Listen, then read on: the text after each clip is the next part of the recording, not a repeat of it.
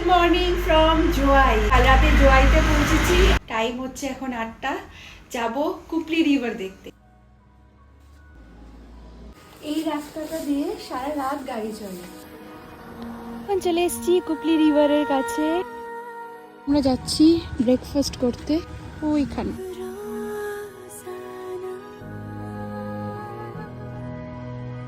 চলে এসেছে সুন্দর ভিউ এর সাথে।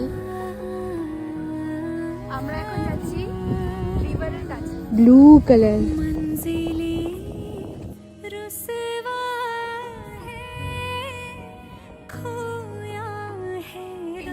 জায়গাটা সাজানো চলছে।